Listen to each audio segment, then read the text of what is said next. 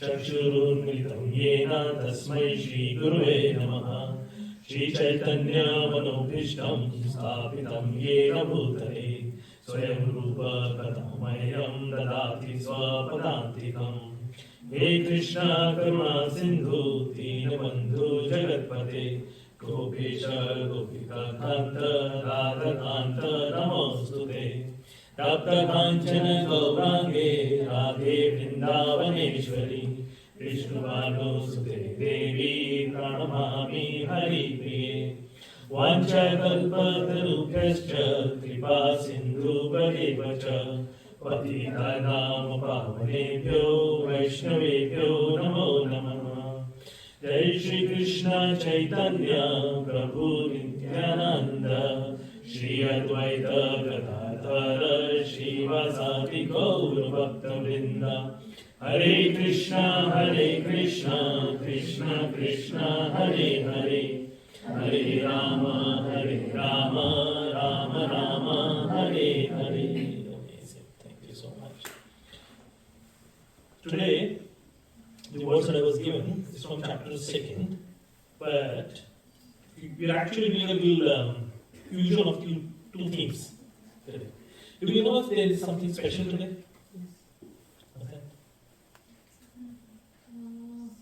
Appearance day of Sita Devi. Yes. The appearance day of Sita Maya, Mother Sita, or whatever way we feel like lovingly call her. So that's the fusion that we're going to do in a sense. Let's see if you understand a little bit about Mother Sita also. And while we do that, there's a verse that we will be picking up, and we correlate the two topics as we go along. So that's what Srila Prabhupada blesses us to be able to, for me to speak and for you to be able to hear it, and stop me wherever you want to. If you want more explanations, you can do that. It needs to be an interactive, right? It becomes boring. Okay. So first of all, who is Sita Devi? Sita Mani? Anybody? Who is she? She is the wife of Rama. Or as we call it, the eternal consort. Consort would be short, wife. But that when we say that, wherever the Lord appears, she would appear in some way, directly to assist and to serve, both. And we'll go into that a little bit into the detail also. So there's a little bit of backstory of why Mother Sita was called Sita. Does anybody know about that? We'll start from there, and then we'll dive a little bit further, right? So, like it happens with the appearance of Krishna also, right? Krishna says that in Bhagavad Gita also, that they say whenever there is a decline in the religious principles, whenever there is difficulties for the devotees happening, that is when I will appear. And there is always a prayer that goes in for the requesting for the Lord to appear, where the devotees would in some form make that prayer that please Lord, this situation is really bad, it's really bad, please come and rescue us. Right? So, like it was for Krishna Gila also, is similarly Bhumi Devi, Mother Earth, is making that prayer to the Lord that Lord please appear. And then, because Ravana at that time is creating a lot of havoc. He's disturbing the social order and the way the religious principles are supposed to be working. Not just that he's not doing it himself, he's also disrupting the devotees' world. So that is when again the prayers are made and he says, alright, the Lord says, alright, I'll appear as Lord Ram.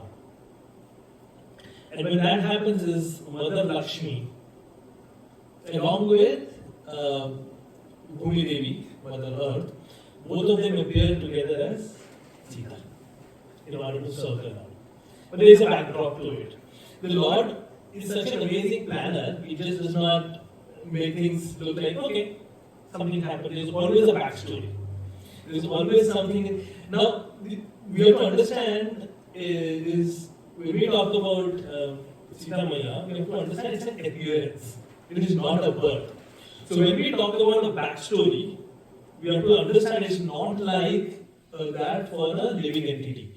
Where they were doing something, they become unsuccessful in their achieving of Krishna consciousness completely. So in the next life they are continuing their Krishna consciousness. That is not what applies here. There is always a backdrop story in order for the Lord to be able to create a situation for his appearance and for creating a situation in which he will have to do something. Because otherwise it will become like anarchy. The Lord is coming and doing whatever he wants to. He just creates a situation. There was a need and hence I did. Even if even though he does not need a cause or a reason for him to do anything, he can still do it. So the backdrop goes is, before the appearance of Mother Sita, she was there appearing as Devotee. Now Devotee was such an amazing devotee from the very beginning that when she took her birth, so-called birth, actually appearance, that she was chanting the Vedic mantras at that time also. Her father's mission of life was that my daughter should be married to Lord Krishna. That's the only mission he had in life. And he was getting a lot of proposals from various kings. Can we marry your daughter? Can we marry her? And he would reject everybody else. Things became so bad that there was one of the kings called Shambhu who went and killed the father. And he rejected my proposal, he took it to ego and he killed him.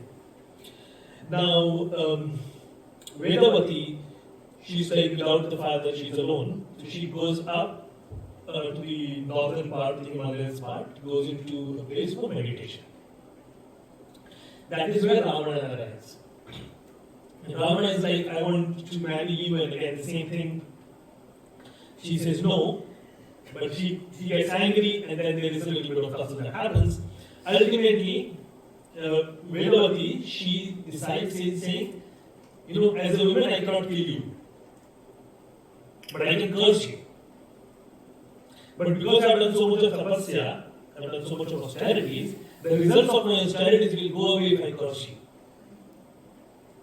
So that's one learning for us, right? That we're trying to do bhakti, it is something that we accrue over the period of time through the process of our bhakti. Let's not get into the point of criticizing or talking ill about somebody else, because that destroys our bhakti also. So she's saying that, no, I'm not going to kill you, I'm not going to curse you, but this is what I'm going to do, I'm going to jump into fire. So that you cannot do anything ill, but I will return. And I will return and I will be the cause for your destruction. That is how Mother Sita then comes in. Again, it's all an arrangement for the Lord to make things happen. So again, then Mother Sita becomes the cause for destruction of Ravana. Right? But if we see in all of these cases, now the appearance of Mother Sita itself is very, very fascinating and interesting in that sense. A lot of you might know this part where King Janaka, he's been doing this sacrifice. And as part of that sacrifice, he's plowing earth. Right? Culture. And while he's doing that, that is when from the furrow, as it's called in English, so when you're plowing, right? Your plowing device usually has these multiple grooves in it, and it creates this lines in between. That's called the furrow. Right? So that is what Mother Sita appeared. Because she's again the daughter of Bhumi. Right? That's why she's called the daughter of Bhumi, because again, it's a combination of Mother Lakshmi and Mother Earth. That's how Mother Sita comes in. So the word furrow is in English, the Sanskrit word of that is Sita. That is why Mother Sita is called Sita. But there is another interesting understanding to that also. So Sanskrit words work with root words. There is always a word, and that word with prefix, suffix, with different grammar rules, start meaning different things. There is a little bit of that concept in English also, but it does not strictly follow that as a way. So, or English would have its root words in Latin or things like that, right? But Sanskrit is a very pure language in that sense. So the root word si basically means binding. So when we talk about Mother Sita, one of the biggest qualities that we understand from her is that she helps us bind with the Lord. That's what she's trying to do. So her appearance is not just for the fact of that she's coming in and serving the Lord and assisting in the mission itself, but she's also setting up an example in front of us of how to serve, what attitude are we supposed to have, and in that ways helps us to bind with the Lord. That is the mercy that she gives us. Right? So the Lord, Mother Lakshmi coming in with the Lord, or even the eternal servants of the Lord. We all are eternal servants, but what we call as the Nitya Siddhas. The ones who have never fallen down to a material state, ever. They have always been serving the Lord, they have always understood their constitutional position. Those are Nitya Siddhas. Then you have Sadhaka Siddhas, is like fallen down through the process of sadhana, they're trying to attain the Siddhi, the perfection stage. So the Nitya Siddhas, the Lord's consort, Radharani, all of them basically always come in with the intention to teach us. There are so many different ways in which they have set up examples in front of us, even in cases where we least understand it to an extent, right? So even if you talk about Ramayana, for example, Mother Kekai is such an amazing example in front of us. Now we know her as, oh, she did something because of which Lord Ram had to leave and go to the forest, oh, bad mother. But the fact that it was her service to the Lord, that she is going to create a situation in which the Lord will leave the palace, go out and bless everybody, kill the demons, and be glorified. That is what she wanted. I said, I want to do what is pleasing to the Lord, assist in the mission, irrespective of it means I becoming infamous. That is what devotion is. So all of these amazing mothers that we are seeing in the Vedic scriptures, they appear in front of us with these different examples. And that is what we will try and do today, is because there are these beautiful qualities that are described in the Bhagavad Gita also, where the 24 qualities that a devotee is supposed to have. And those qualities, when we try and imbibe, we always need an example in front of us of how to imbibe it exactly. What's the right mood or expression of that mood in that sense. So that is why, the science is the Bhagavad Gita. Amazing books like Srimad Bhagavatam is the practical implementation of that science itself. So both of them go very nicely together. And for fools like me who don't very well understand, they have to understand it in the context of Chaitanya Charitamrita, like exactly this is how you do it. Because that process had to be taught. So we're going to be reading not the 24 qualities, but we're going to rather talk about the symptoms that show that are we on the right path or not. Is this how we're supposed to be behaving, acting, and so on? We can take these verses in two different ways. Okay.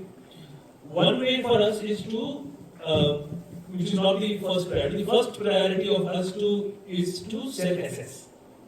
Against what we are going to be reading now and understanding, we will self-evaluate ourselves. We're going to say how far along are we in developing this mood as we're going to read. The other is also for us, not in the negative sense, but in the positive sense, assess what my association is like. Who am I associating with? And who is that I'm supposed to be surrendering completely to? So, like for example, when you talk about a bona fide guru, you have to approach a bona fide guru, ask a question, serve them, etc., etc. But who is a guru? These qualities are given again and again to us because we can always see, oh, perfectly what has been written is this personality. So they are bona fide representatives of the teachings, not only in the sense of giving the knowledge from a parampara system, but also being a perfect example in front of us. So two ways in which we will look at these verses today. More importantly, to self-introspect. Right? That is it. Okay, so do you have a copy of the Bhagavad Gita? Everybody, or we can probably check it out on the phone if you want. We are on chapter 2, verse 54. So this is where there is conversation going on. Chapter 2 is very interesting because it kind of sets up the stage, and the entire contents of the Bhagavad Gita is kind of summarized in a sense. Arjuna did not want to fight, but then Krishna is giving that very foundational knowledge, that very foundational science which will then be expanded further for us to be able to make the right decisions. So the first example he gave was that the difference between a body and a soul. Now that you understand you are a soul, now how are you supposed to act? And that is where Krishna has been talking about, oh, an intelligent person does like this, and a self-controlled person does like this. He's been describing all of that, a lot of these different things. Now, verse 54 is where Arjuna now asks question. See, again, the Bhagavad Gita is where Arjuna is very nicely presenting to us also how knowledge has to be gained. He's showing us asked questions. That's Pariprashna Sevaya. The process of asking questions is so important. Srimad Bhagavatam, you take any scripture, there are questions. It's just a question and answer session. Okay, so I'm going to read the verse translation by Srila Prabhupada. Arjuna said, O Krishna, what are the symptoms of one whose consciousness is thus merged in transcendence? How does he speak? What is his language? How does he sit? And how does he walk? Now these symptoms are important for us, as I said. Am I doing the same thing as what Krishna is going to answer over here or not? So if you see there are a couple of questions asked here. The first question asked is what are the symptoms of a person who's merged into transcendence? And he's elaborating his question further, saying, when you are giving me the symptoms, explain it to me in the terms of how do they speak? And what is the language that they use? They're correlated, like when you're speaking, what is the language they're correlated? Some would say this is the same question, but otherwise, if you want, you can bifurcate that and understand it's two different questions.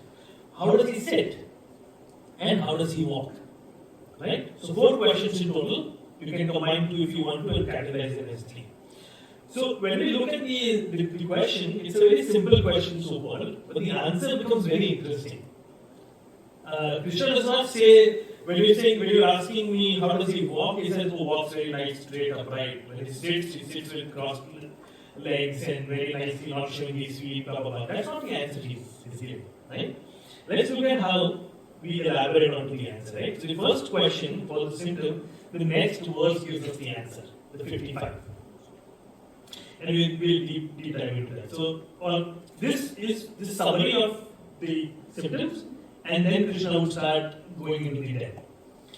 It says, the Supreme Personality of Godhead said, O Parth, when a man gives up all varieties of desire for sense gratification, which arises from mental concoction, and when his mind, thus purified, finds satisfaction in the self alone, then he is said to be in pure transcendental consciousness. So the symptoms are very simple. If you are situated in self would mean that you understand you are not the body. So a person who is in transcendental consciousness is first, as a summary, understand that they are not the body. That's the starting point of it. But how do we understand that the person is not understanding that they are the body? There's 2 bullet points below that is given in this very verse. It says they give up all varieties of desire for sense gratification. That's symptom 1. And the other is that their mind is purified, they stop going into this mental concoction. We understand what is concoction, this mental concoction means? Creating something out of your own mind. I think this is how it is going to be. Maybe this is the right way to do it. I think Krishna wanted to do this, Lord Ram wanted to do this. This is what he was trying to say. Trying to unnecessarily create a tangent to the actual narration of the scripture by your own interpretation and creating your own processes. That is mental concoction. So that one who does not do that, and one who is understood that they are not the body and keeping themselves away from sense gratification, are the ones who are transcendentally situated. Is what Krishna is in a summary answering now. So what does it mean to be situated in self? Let's understand that a little bit before we go to the next verse and answers to the next set of questions. When we say that when you're situated in self, it does not mean that you're being selfish. I'm always situated in self, which means I'm being selfish, always thinking about myself. That's not what situated in self means. It does not even mean that I'm going to become an introvert. I'm not going to talk to anybody, I'm just going to sit down in a corner. Or even greater than that, I'll cut off from the entire world and go and sit in some cave somewhere. That is not what it means to be situated in self. Who is self by definition? the soul. When we say situated in self, it means you are situated in the identity of being an eternal soul who is the part and parcel of the Lord and an eternal servant. That is what it means to be situated in self. Now, every decision, every action that one would take, if it is in line with that, then they are situated in self. Does not mean you have to be isolated, does not mean you have to go anywhere else. So that's basically what it means, that one we are saying that any action that I will do, any thought, any action that is going to be performed will be performed while thinking I am an eternal soul, an eternal servant of the Lord. Everything that I am doing is in relationship with the Lord. That is what it means to be self-situated. So if we look at now, because we were talking about Mother Sita also, we'll tie back everything to her also, right? So her transcendental position is with the fact that no matter what was the situation, Mother Sita always accompanied Radha. She left up the comforts of the palace. She went ahead, took up whatever Radha was doing, and was there always to serve no matter what. No questions asked, no challenges, no ifs and buts. That's the transcendental position. Every action of Mother Sita is aligned to Lord Rama. Right? So that is how she becomes as an example. The next question was, how does a person who is situated in transcendent speaks? And what is their language? Right? So there is something that Srila Prabhupada first talks about, the art of speaking. And it's in the purport for verse 56. Yes. So Srila Prabhupada is saying, and I took a copy paste so that I don't have to keep finding in front of you, is for speech is the most important quality of any man. It is said that a fool is undiscovered as long as he does not speak. And certainly a well-dressed fool cannot be identified unless he speaks. But as soon as he speaks, he reveals himself at once. So the quality of speech is very important. You can look very polished by what you're wearing, how you sit quietly, but as soon as one speaks, the actual mentality, the level of knowledge, the consciousness, everything just gets revealed immediately. So the quality of speaking, that is why Arjuna is very interested in knowing is, how would a devotee speak? How would a person in transcendence speak? So that by that speaking quality, we can identify who is not, and how am I speaking, identify if I am in that position right now. How far am I from the destination? Right? So the answer that Krishna gives to that is very interesting. The answer is not direct. Right? The verse 56, he talks about a person with a steady mind. Let me read the verse for you. One who is not disturbed in mind, even amidst the threefold miseries, or elated when there is happiness, and who is free from attachment, fear, and anger, is called a sage of steady mind. Let's go to the next part of the question, and then we will understand this together. The next part of the question was, what is their language? And that is the answer comes in the next verse.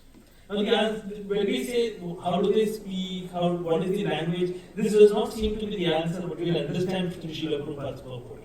57, the verse says, in the material world, one who is unaffected by whatever good or evil he may obtain, neither praise it, not despising it, is firmly fixed in perfect knowledge. So what Krishna is saying is this. The way a person in transcendence would speak is that their mind will always be steady. They will be free from attachment, fear and anger. And they will not be disturbed by happiness and miseries. So when they speak, their speech is balanced. Their speech is not motivated by fear or anger or out of attachment from anything. That is why that's how the answer is being given. And when they are speaking, they speak without being disturbed by miseries or happiness. How are you feeling today? Oh, I'm feeling so bad. My knee is hurting. My back is hurting. Oh, you know what? I'm feeling amazing. I won a lottery today. You see how the speech is reflecting the state of mind? Even if we try to hide the actual state of mind, the speech will ultimately reveal it. So that is why this answer of steady mind is very appropriate over here, because a person in steady mind, the steadiness of mind would be reflected in their speech, because their speech will not be bended in any ways because of fear, anger, or attachment. Their speech will not fluctuate based on happiness or distress. They will always be equipoised somehow. Right? Now let's come to the part of the language. He says the language is, for the answer to what the language is, they're always fixed in perfect knowledge. And what does the verse talk about? It talks about that they're unaffected by good and evil. And also that they neither praise or they despise anybody. So what is the language? The language is not something in which I'm unnecessarily trying to flatter you or trying to make you feel low. That is the language a person in transcendence would use. They will not be influenced by the good or the evil in the sense of they're not going to look the good or the evil in you, but correspond to you as if you are a soul and they are a soul.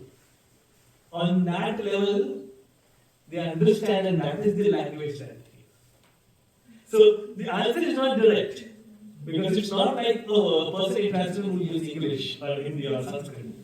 Because that's how we see language. But the language actually is the mood in which the speech is used.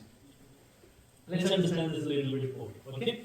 There are two very beautiful parts of the purport that I copied. Let me first read that out. Because this is how Srila Prabhupada is explaining this very nicely. Okay?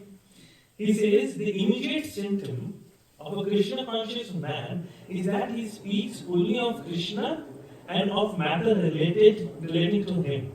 Other symptoms then automatically flow. So what do they speak about? What do they speak? Only about Krishna related activity. That's their speech. And similarly, he says the highly developed soul always remains satisfied in himself by realizing himself as an eternal servant of the Lord. That's their language. Always the language of serving the Lord, being a servitor. That's the symptoms. Now, basically, from the purport and everywhere, Srila Prabhupada is explaining what does it mean to be steady-minded and what does it mean to be in a perfect knowledge. Let's dive into that before we go to the next set of verses and answer the other questions. So he's saying that actually Prabhupada is explaining the definition of what a muni means. So a muni is one who's using his thought processes to spin out multiple thought processes and uniquely go into a very different world of analyzing how things work.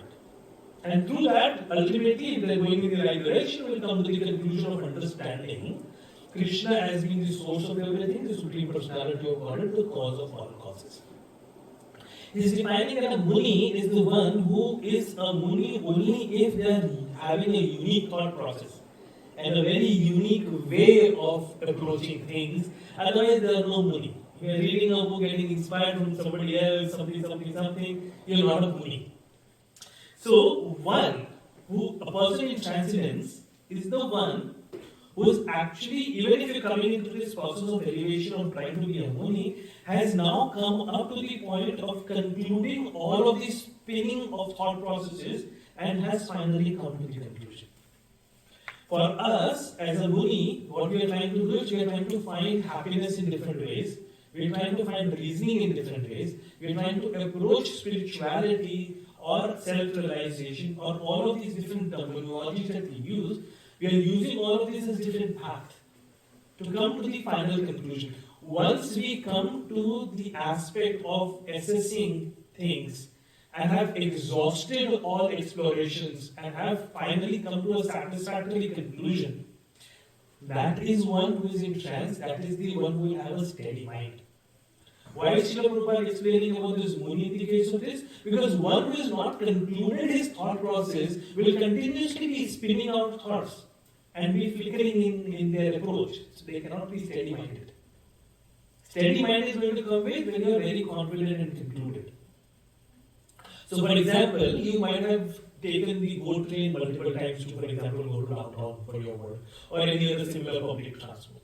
If you have been doing the same thing again and again and again and again, you know this is the best route, this is what happens. Even if the train halts for 10 minutes for at some station because of some disruption, it is still the best option to sit in the train and wait for it to reach the destination. Okay? Now, if something is happening on the way, it starts raining, they announce that something is going to happen, we are halting for a medical emergency or whatever it is, are you disturbed? No, because through all the process of experience, you have concluded this is the best thing to do. Now you would be steady-minded. When it comes to spiritual knowledge and spiritual experiences, the same thing applies as what Krishna is saying. One who has come to the conclusion, they have become the subject matter expert in trying to understand that Krishna is the Supreme Personality of God and the cause of all causes, that being the destination, Param Brahma, Param Dhama, Pavitra. That conclusion that Arjuna is bringing in the Bhagavad Gita, the same conclusion is being achieved by a person. Now they are not disturbed by any other thought process. They have concluded everything. Right? So such a steady person now will be speaking the way we said, will be using the language that we said. Right? Now, when they are in that particular mode, their thought process is completely changed. Right?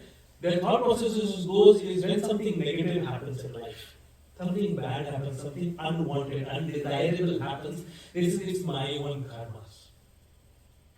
I am having this suffering, I am having these miseries only because of my own past karmas. It is because I did something wrong and I am now getting the fruits of it. Even in that state, because they understand that the Lord is merciful, that even one step taken towards Him, the Lord very mercifully will actually be protecting us. He says that multiple places in the Bhagavad Gita.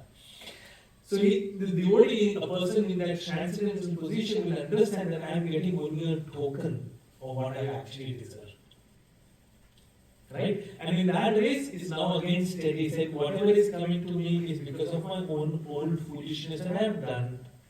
And now I'm stopping to do that. It's not going to happen again. And what I'm getting is only a percentage and a fraction. Lord is being merciful, is still protecting me. So we'll become stable in that way. When something good happens, when something favorable is happening, then they will say, it's Lord, your mercy. It is because of your mercy that things are happening good in my life. I don't deserve this. But you are so merciful that out of your causeless mercy, you are doing all of these beautiful things. So people are encouraging me, they're talking nice about me. They're saying you're such an amazing person, success is coming, wealth is coming, whatever is happening, Lord, it's your mercy. With such a mindset, you become steady. And now when you know that everything is you are in the hands of the Lord, being protected by Him, always being taken care of it, you become free from attachment, fear, anger. That is what Prabhupada explained in the purport. And that is what reflects ultimately into your language, into how you do things. How is that state can be experienced? We all have traveled, right? And we travel into different countries. Holding your passport. I'm going to give one example of where I have seen somebody acting like that very nicely. I'm just sharing it with you because it sets up example, at least it did for me. When I was in India, and my Guru Maharaj was visiting Vrindavan, he was supposed to be taking his flight from Delhi to go to Pune. Okay? He took a taxi to go to the Delhi airport. That is when we were waiting for him, received him over there, helped him, were ready to take him in, help him go inside the airport and take his flight. That is when he realizes he does not have his passport. But you being in a different country of your nationality and not having your passport in your hand is a huge trouble. Anybody who's been anywhere close to getting that even feeling is very scary. What am I going to do next?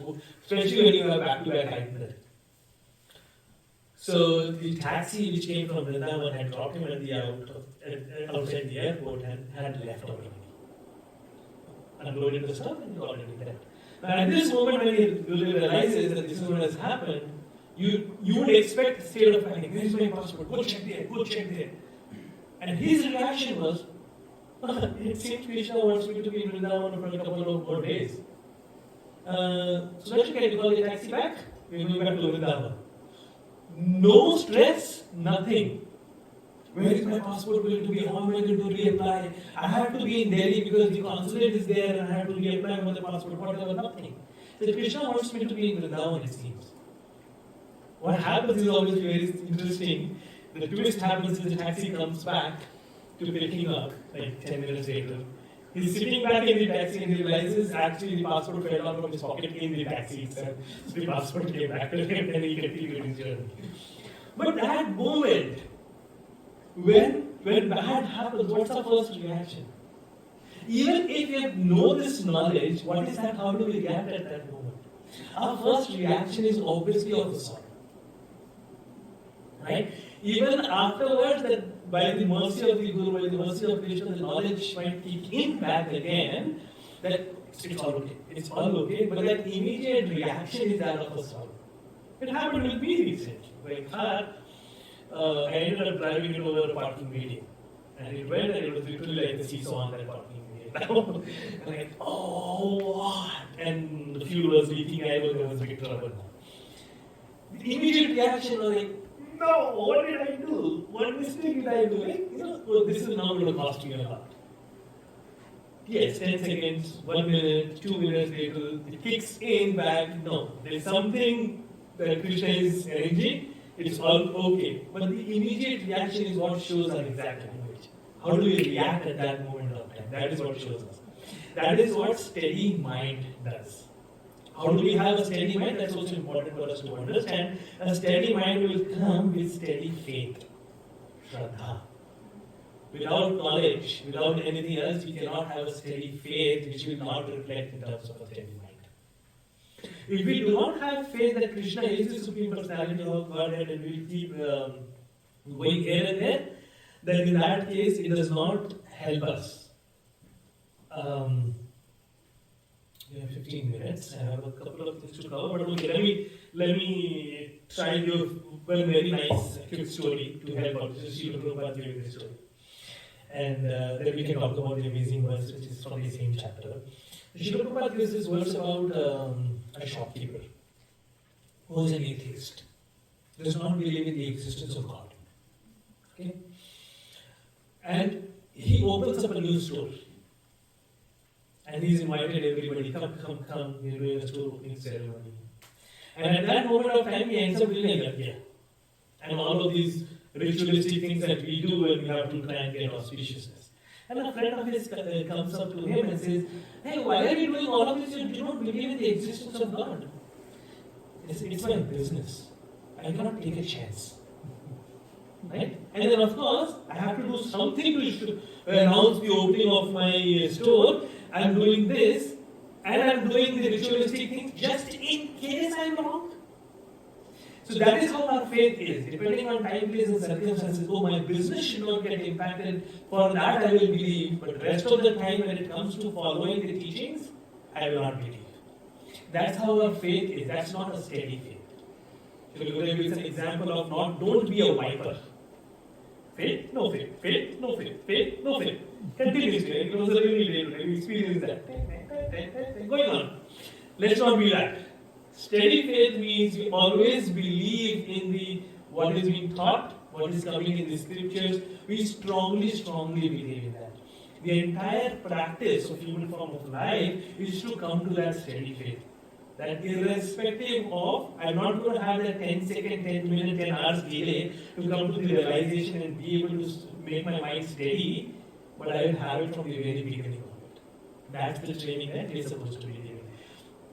So, now coming to the context of Mother Sita again, right? She showed this aspect of speech, this aspect of language, not being impacted by fear, not being impacted by anger or anything, was when Ravan took her. She stood her ground, she said the factually correct thing. This is something which was full of knowledge. She did not deviate even a little bit, even in that troublesome situation. She never said, oh Ravan, no, maybe you were right, or did not try to flatter in order to be able to get some convenience. No, she never did. Even in the most difficult situations, and no matter how many scriptures we read, we find so many examples of this, where steady mind has been showed in terms of language, where people stood their ground no matter what. They're not giving up. So it's like, see, for those who work, say for example, wear their tilak at work. But don't wear your tilak, what is this happening? Or in my example, I can share that also, right? Somebody, where a couple of years ago, I resigned from a place. Before I resigned, the person was saying, oh, you're such an amazing person, oh, you will go and be successful so much, and etc. Flattering. When I resigned and he tries to retain, and I said, no, I don't want to continue over here, I have a career path that I've set. And he actually invited me to a restaurant to have this conversation with the thought that he's going to show this luxurious ways in which he treats his employees, and so you might get flattered. And I'm like, no, I'm going to have a glass of water, nothing. And he's having his drink. He says, you know what? Because you don't drink, you will not ever have good professional connections or socializing, and you'll never be successful in your career. He's frustrated. I said, don't worry, I'm going to be fine. 3 years down the line now, I'm the reporting manager of his employees. And we have been in the past, been a drinker myself, everything. And I know what he's saying is not correct. We hear so much from so many different people who plug in doubt into our mind. A steady mind will not have a doubt. That's Shraddha, that's faith. And that is what reflects in our speech, in how we speak, in what is the type of language that we use, irrespective of situation. There are many more examples that we can go to, but in the interest of time, I want to go to the next part. The next question was, how do they sit? A person in transcendence, how do they sit? Now we can literally talk about the question as being how do they sit, but what they actually Arjuna is asking for, and Krishna understanding them is going to answer in that way, is the question is not literal. What sitting means is how do they sit still? How do they remain still? How do they not get engaged into being attached? How do they not become indifferent into situations? How is that they're able to be steady? That's actually the question when Arjuna is saying, how do they sit? Now the answer of that is given in the verse 58. I'm going to quickly read the translation. He says, one who is able to withdraw his senses from sense object as a tortoise draws his limb within the shell is firmly fixed in perfect consciousness. A person in transcendence is the person who is in perfect consciousness. They are in perfect consciousness because they are intelligent enough to understand when the senses needs to go out and when the senses needs to be withdrawn. Let's understand that a little bit quickly, right? So, sometimes when we say control your senses, there is one school of thought which would say restrict senses. Don't speak. Don't listen to anybody, just go out in the forest. That is not what controlling of senses means, because very clearly it has been mentioned that if you try to forcefully restrict your senses, the taste for the senses still remains. And because the taste remains, eventually you will end up going towards that, no matter what. So if you are forcefully trying to restrict the senses, it will never be successful. Has anybody ever tried to do dieting in any form? Because of health reasons, weight loss, something? Right? Or we fast, Ekadashis, trying to control ourselves at that moment of time when, you're driving down across an Indian restaurant, there's this amazing beautiful aroma coming. It distracts us. Does it not? So that is what happens. When we forcefully try to control the senses, it will get deviated and eventually will go out of control ultimately. So a perfect person is the one who gets themselves trained to know when the senses needs to go out. They don't forcefully restrict the senses to cut off senses completely, but they know when the senses needs to go out, experience things, and when they need to be withdrawn. Right? And as the tortoise does it. So for example, the way it reflects to us, and in my own personal experience, would be when we cannot avoid company of other people. Right?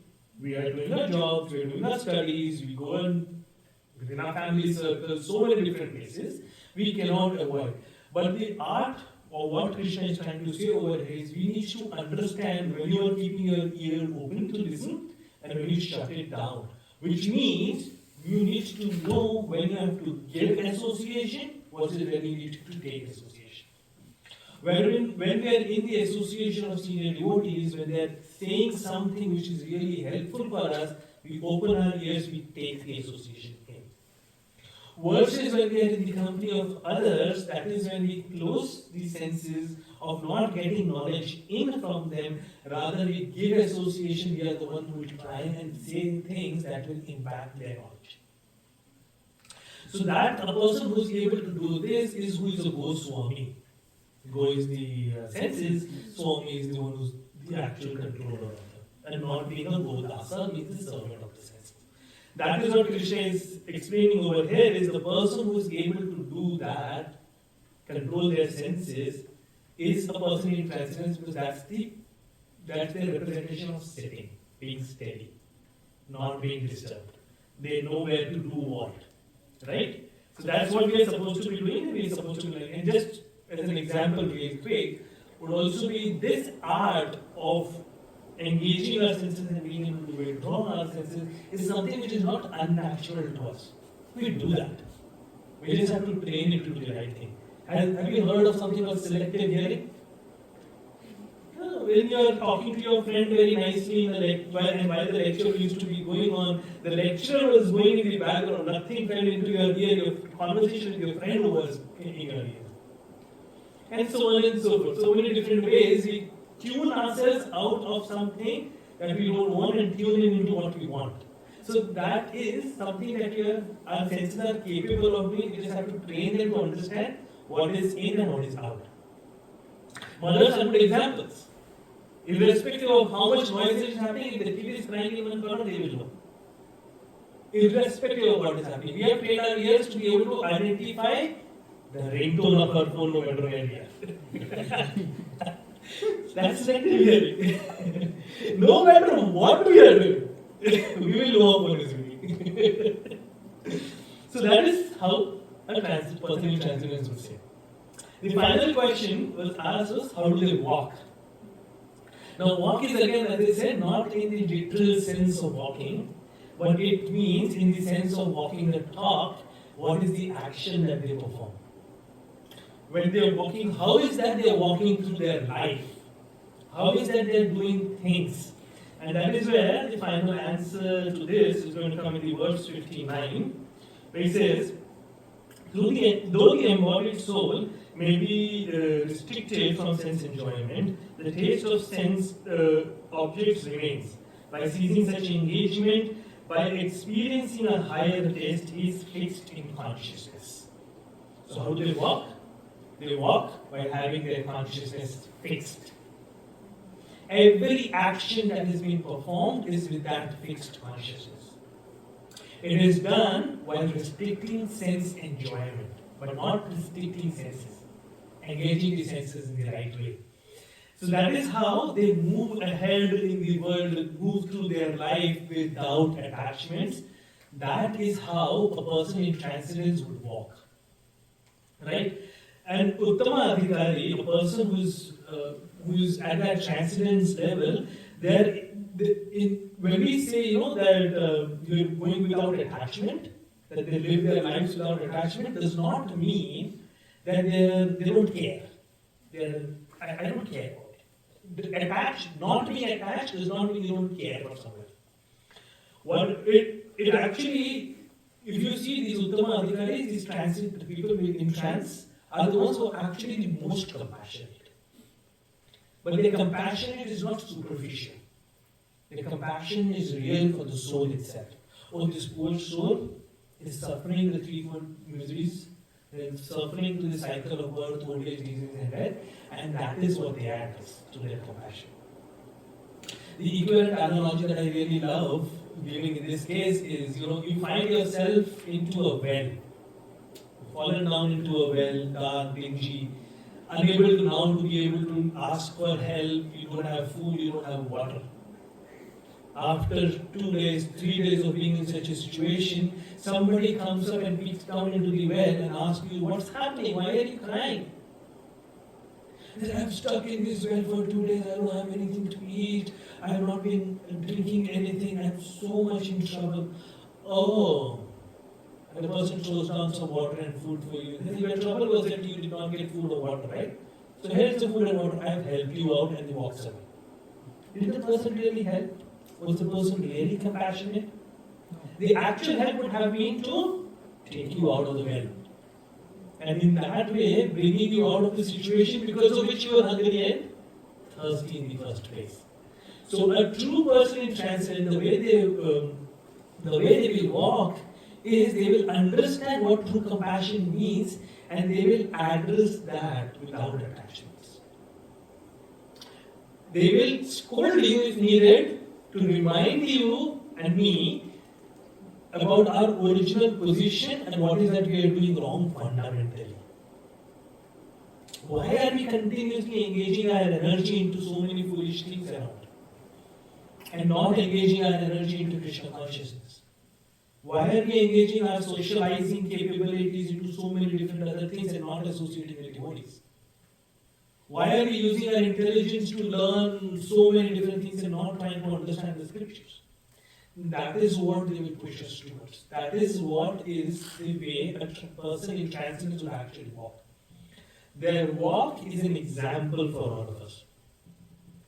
So if you look at the, I missed on the previous part, the example from Mother Sita, right? So when we were talking about how do they sit and being steady, again in the example that we were talking about, right, when she was in Lanka with Ram, she's not being captivated by all the wealth that Ravana has. She's not captivated by any of those things, but rather she's meditating only on Lord Ram, and that he's going to come and ultimately they're going to be back together. And in the same way, if you look that Mother Sita, she always served the Lord, no matter what. In the forest, in the palace, anywhere, even when she was in Lanka, when Lord Ram was not in front of her, through her process of meditation, she was still offering her service to Lord. Those are examples again through which we can understand how a person in transcendence is actually walking. They're walking examples. So what does it mean? The final conclusion is what Krishna gives in the verse 66. Let me read it from here only.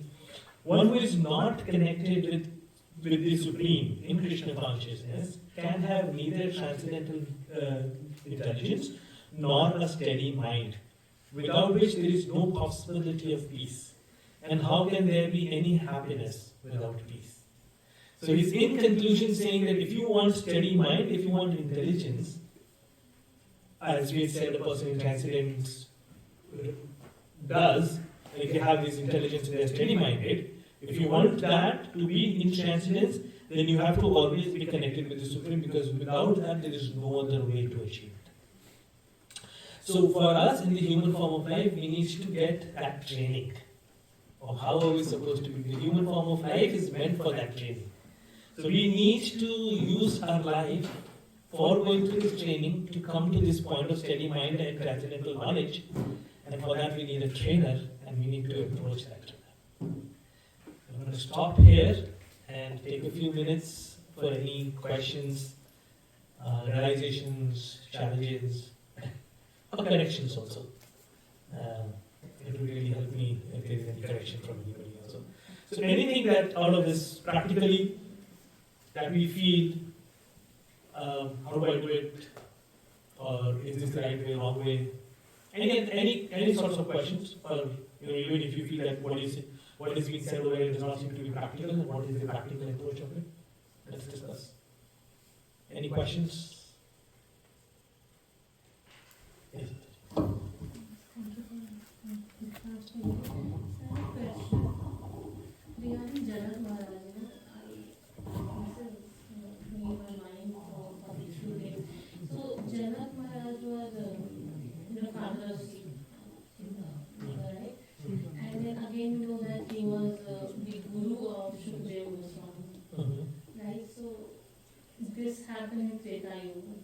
Like Ram ji and Sita Devi was there in Treta Yuga, but then how come he is the Guru of Shukadeva? There's a very interesting fact that you will need to remember to try and absorb these things. So first, when we listen to all of these leelas, and similar questions comes in from Krishna Leela also and others also, right? In our minds, we try to put things in chronological order. So first thing first, these are not time dependent in that aspect. So the Lord and the empowered devotees of the Lord are not restricted by what they can and cannot do. So when we understand chronological order, you are doing this, so you cannot do this. That's first thing, that how we try and limit the Lord's capability of empowering His devotees also. But the bigger point that has to be understood in this is, it's not like the Rama Leela happened just once. It keeps happening over and over and at this moment of time also, in some universe somewhere, the Rama Leela is happening. And when it is happening in so many different ways, in so many different times, it's not the same thing 100%. There is little variation that keeps happening to keep doing that enjoyment that the Lord wants to do. It's not exactly the same always. There is a purport in which I recently read, and I think it was in Chaitanya Chaitamrita. This very beautiful way, just to support from Prabhupada's teaching perspective, what I'm just saying is, the example in that context was about Jaya and Vijay. Right? So we talked about Jaya and Vijay falling down and taking up these different roles in the next 3 lives and fighting with the Lord as in the different forms like Varadev or coming in as Lord Rama. So the question that was, I think, what Srila Prabhupada was addressing, that do you think that Jaya Vijay was cursed multiple times and are continuously being cursed and continuously falling down? No. It was only once that Jaya Vijay fell down into those different roles in these different 3 lives. But for the other times, they were actually demons. So there is variation. To the same Leela also, there will be variations depending on who is telling it in their own parampara, because through their parampara system, that narration is coming in from when the previous acharyas experienced it. Did they experience this universe or that universe? Where did they experience this? Based on that, the final details sometimes change. So the question that was once asked to my Guru Maharaj in similar context was, he asked, okay, you're asking me a question, but how does that help you become Krishna conscious? Right? These final details sometimes disturb us. And it is actually there also for the reason, because when we try and speculate things on our own mind, then these things Maya will take over and will confuse us and say, is this true? Is that true? Are you telling me the right direction or are you telling me the right direction? They don't match. We are still trying to fit the Lord's activities into the same box as it applies to us. But what does Krishna say? Janma karma cha mehdivyam evam yuveti tattvatam. He says, my birth and my activities are transcendent. You cannot limit them in the same box as it applies to you. And so when we try to assess these information, we get confused. So one interesting example that Gurudev once gave in order for us to try and understand this chronological aspect also, because again I think there is somewhere in some purport on Krishna book also Srila Prabhupada explains about this aspect about Putana being killed and Nand Maharaj coming back from Mathura. There is some chronological discrepancy that comes in that context also something. I'm forgetting the details, apologies on that.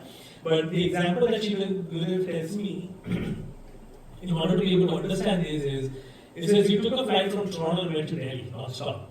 Okay? On one part, you read, the person boarded the flight in evening 4 o'clock and had a 17-hour flight. And in the other place, you're reading that the person landed at 11:30 in the night. How is it possible? 4 p.m. to 11:30 is how much? 6 and 7.5 hours. And you think the flight was 16, 17 hours. Something is wrong here. That's how we get confused. Because there is an aspect that we don't understand is the time zone difference. We not factor that in. Right? So sometimes our knowledge is limited, our capability is limited, and that's why these different aspects of scripture sometimes confuse us. And with the help of a guru, we are able to understand things to an extent that what is the take home, the take away from this Leela. What am I supposed to learn? And let's focus on that. I'm not sure if that helps, Madhuri, but that's what I know. Any other question? I think we can take one more, if there is any.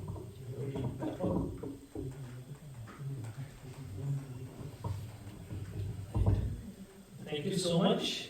Really appreciate you being attentive, my solicitors, and forgive me for any mistakes that I might have. Thank you so much. Shri Prabhupada ki Jai.